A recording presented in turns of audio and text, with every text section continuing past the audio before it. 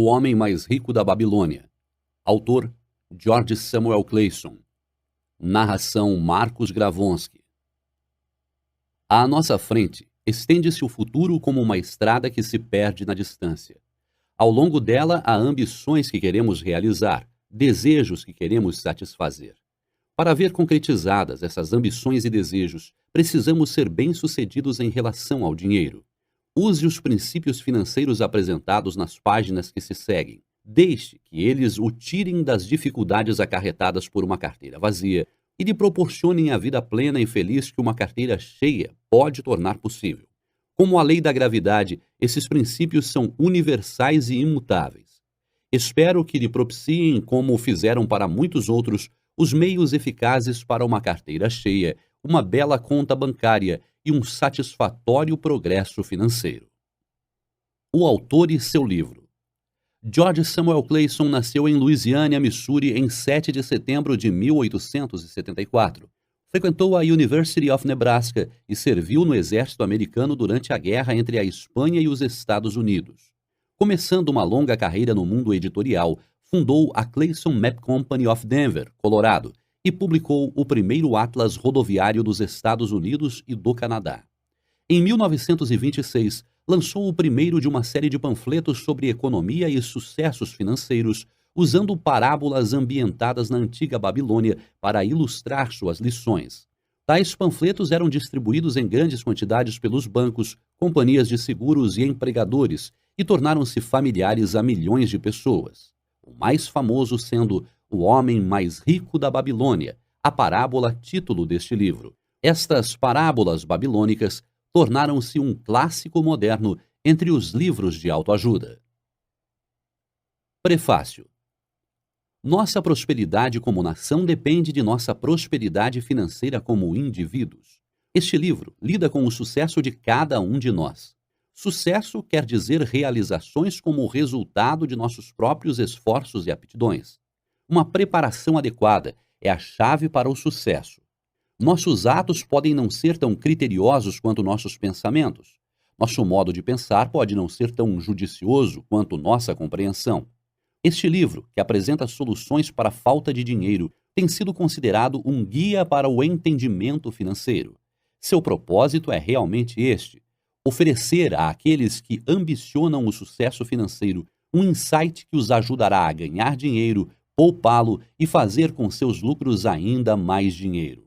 Nas páginas seguintes voltamos no tempo à Babilônia, o berço onde foram alimentados os princípios básicos de finanças, agora reconhecidos e usados no mundo inteiro. O autor sente-se feliz em estender a seus novos leitores o desejo de que estas páginas possam conter para eles a mesma inspiração para o crescimento da conta bancária, sucessos financeiros estrondosos e a solução de problemas pessoais com o dinheiro tão entusiasticamente relatados por leitores de costa a costa dos Estados Unidos.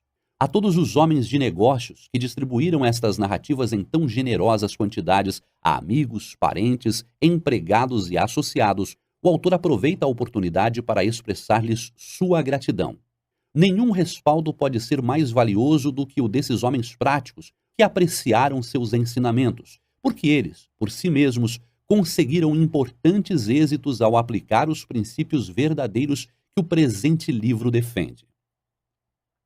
A Babilônia tornou-se a cidade mais opulenta do mundo antigo, porque seus cidadãos eram o povo mais rico de sua época. Eles sabiam estimar o valor do dinheiro e praticavam princípios financeiros saudáveis na aquisição de dinheiro, na ideia de poupá-lo e de fazer com que suas economias produzissem mais dinheiro ainda. Conseguiam, para si mesmos, o que todos nós hoje desejamos: uma renda para o futuro. George Samuel Clayson. O dinheiro é o meio através do qual se avalia o sucesso terreno. O dinheiro torna possível o gozo das melhores coisas que a terra pode oferecer. O dinheiro é abundante para aqueles que compreendem as leis simples que governam sua aquisição. O dinheiro é hoje governado pelas mesmas leis que o controlavam quando, há 6.000 anos, homens prósperos enchiam as ruas da Babilônia. O homem que desejava ouro. Bansir, O fabricante de carruagens da Babilônia achava-se completamente desanimado. Sentado no muro baixo que cercava sua propriedade, contemplava com tristeza a habitação humilde e a oficina aberta onde se podia ver uma carruagem em fase de acabamento. De tempos em tempos, a esposa surgia na porta da casa. O olhar furtivo que lhe endereçava nestes momentos lembrava-o de que a despensa estava quase vazia e que ele devia estar trabalhando para terminar o serviço encomendado, martelando aqui, cortando ali, lixando e pintando, esticando o couro para forrar os aros das rodas, em suma, preparando o veículo para a entrega, a fim de que pudesse receber o pagamento de seu rico cliente. Não obstante, seu corpo robusto e musculoso permanecia apaticamente sobre o muro. Seu raciocínio lento ocupava-se com um problema cuja resposta não conseguia encontrar. O sol abrasador, tão comum no Vale do Eufrates, castigava-o sem contemplação. Gotas de suor formavam-se acima de suas sobrancelhas e pingavam despercebidas para se perderem na mata cerrada de seu peito. Além de sua casa, erguiam-se as altas muralhas em terrapleno, que cercavam o palácio do rei. Próximo, espetando o céu azul, ficava a colorida torre do templo de Bel. À sombra de tanta grandeza, achava-se sua moradia e tantas outras, muito menos limpas e bem cuidadas. A Babilônia era, assim, uma mistura de grandeza e miséria, de riqueza ostentatória e mendicidade, tudo convivendo sem plano ou sistema dentro das muralhas protetoras da cidade.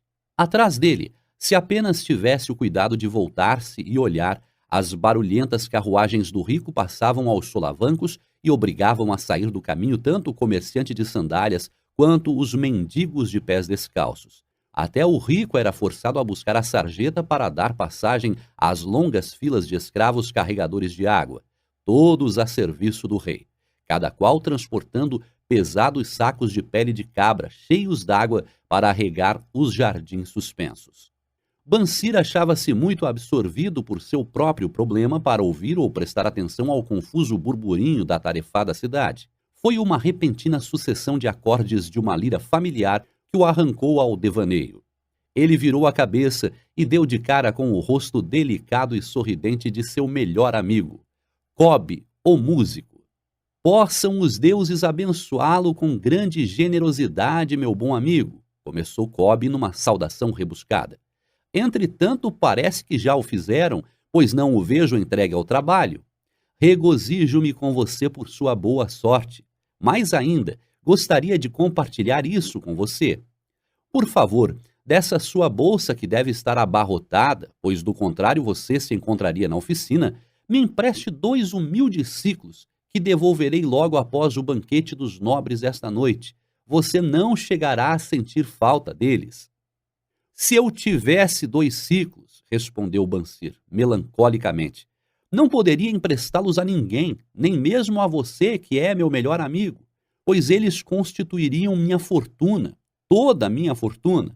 Ninguém empresta o único dinheiro que possui, nem mesmo para o melhor amigo. O quê? Exclamou Cobb, realmente surpreso. Não tem um único ciclo na algibeira e fica postado como uma estátua sobre este muro? Por que não terminou a carruagem? Como pode sustentar o seu raro apetite? Isso não é normal em você, meu amigo. Onde está sua inesgotável energia? Alguma coisa aconteceu com você? Trouxeram-lhe os deuses algum infortúnio? Deve ser mesmo um tormento dos deuses, disse Bansir, concordando. Tudo começou com um sonho sem sentido, onde me via como um homem de posses. De meu cinturão pendia um belo saco pesado de tanta moeda. Dali retirava punhados de siclos que eu lançava com uma liberalidade descuidosa aos mendigos. Havia moedas de prata com que eu comprava presentes para a esposa e o que eu bem desejasse para mim mesmo. Havia moedas de ouro que me tranquilizavam quanto ao futuro e me deixavam sem medo de gastar à vontade as moedas de prata. Uma sensação magnífica de contentamento enchia o meu peito. Você não teria reconhecido seu velho e diligente amigo, como não teria reconhecido minha mulher, com suas faces saudavelmente rosadas e sem rugas. Ela era novamente a mocinha sorridente de nossos primeiros anos de casados. Um sonho agradável, sem dúvida, comentou Cobb. Mas por que deveriam essas sensações tão prazerosas deixá-lo apático e deprimido como agora? Por que, realmente, porque quando eu acordei e me lembrei de que não tinha um centavo sequer, um sentimento de revolta tomou conta de mim. Vamos conversar um pouco sobre isso, pois, como dizem os marinheiros, estamos no mesmo barco, nós dois. Quando meninos, fomos juntos aos sacerdotes do templo buscar sabedoria. Na juventude, divertimos-nos um bocado. Como homens feitos, mantivemo-nos amigos íntimos. Temos sido de algum modo súditos conformados. Temos nos contentado em trabalhar longas horas e gastar nossos ganhos livremente. Conseguimos muito dinheiro nos últimos anos, mas só em sonhos poderíamos conhecer as alegrias decorrentes da riqueza. Ora, não passamos de duas ovelhinhas pacatas. Vivemos na mais rica cidade do mundo. Os viajantes costumam dizer que nenhuma outra se iguala a ela em prosperidade. Tanta ostentação de riqueza nas nossas barbas, mas nós mesmos ficamos a ver navios. Depois de praticamente meia existência de trabalho árduo, meu melhor amigo se acha sem um níquel e me procura para dizer: não poderia emprestar a bagatela de 2 ciclos até o término do banquete dos nobres esta noite? E o que respondo? Digo, por acaso: aqui está minha bolsa, dividirei com você todos os ciclos que aí se encontram? Não, simplesmente admito que minha bolsa está tão vazia quanto a sua. Mas o que há? Por que não podemos obter prata e ouro mais do que apenas o necessário para o sustento do lar? Pense também em nossos filhos, continuou Bansir. Não estão seguindo o caminho dos pais? Tem cabimento que eles e suas famílias, e os filhos e as famílias de seus filhos, passem a vida inteira no meio de tantos guardadores de ouro e, apesar disso, exatamente como nós, contentem-se com mingau e leite de cabra azedos? Em todos esses anos de amizade, nunca ouvi falando desse modo, Bansir. Cobb estava perplexo, porque na verdade nunca tinha pensado assim.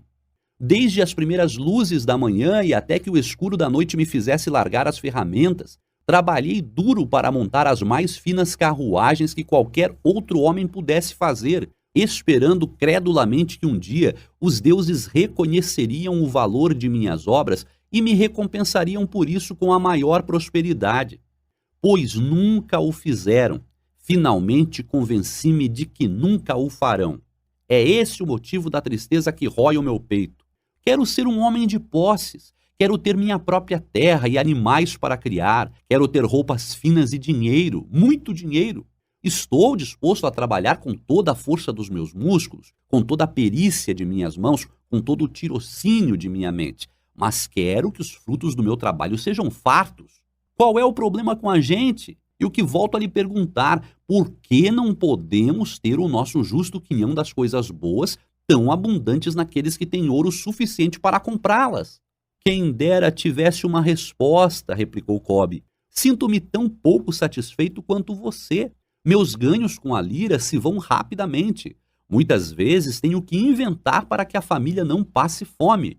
Além disso, venho há muito alimentando um profundo desejo de adquirir uma lira grande o bastante para que possa verdadeiramente tocar os acordes musicais que se multiplicam em minha mente.